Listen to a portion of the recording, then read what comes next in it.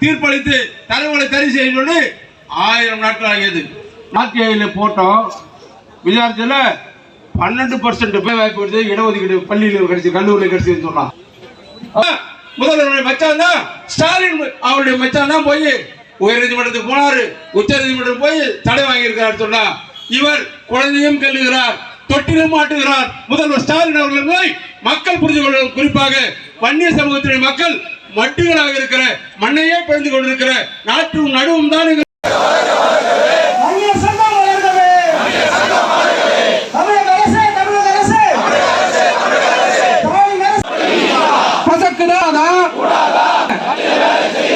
கமிஷனராக கூடாதா? கேக்குதா? கேக்குதா? செங்கல்பட்டு நகரிலே அண்ணன் திருக்கச்சூரார் தலைமையிலே நடத்துகின்ற ஆர்ப்பாட்டம் வாழ்க வாழ்க வாழ்கவே, வாழும் பிறகவே. உட்கார்ந்து எழுந்து நின்று அட்டைய கொடி எல்லாம் தூக்கி போடுங்க. நீங்க வந்து எப்படி இடப்பங்கீடு எங்கள் உரிமை கடந்து போச்சு. உச்ச நீதி என்னாச்சு? அண்ணாச்சு ஸ்டாலின் என்னாச்சு? மாடலா தியாகம் செய்வது திராவிட மாடலா? மனமில்லை ஸ்டாலின் அரசுக்கு மனமில்லை. வஞ்சிக்காதே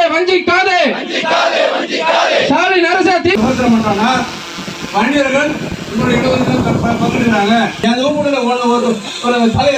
கருப்பா அதை விட புரிந்து கொள்ள இல்லாம குடுத்துட்டான்.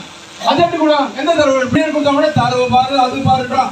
அதையும் 1000 நாளா கொடுக்கலாம் வேண்டும் என்ற எங்களுடைய சமூகத்தை நசுக்க வேண்டும் என்றார். அதற்காக தான் இந்த போராட்டம். எங்களுடைய போராட்டத்தை வெடிக்க செய்ய இருக்கிறாரா அவர் 2026 முதலாக வரப்போவதில்லை என்பதை அந்நிய மக்கள் கண்டிப்பாக நிர்ணயம் செய்திருக்கிறார்.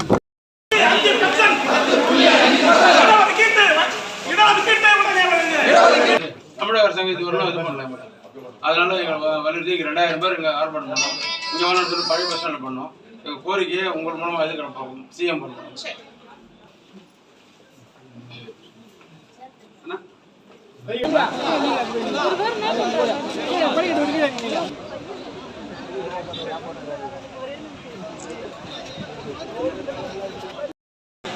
1980 என்னுடைய குடும்ப தலைவர் போராட்டம் கண்டு 2020 எம்பிசி இடஒதுக்கீடு உள்ளூர்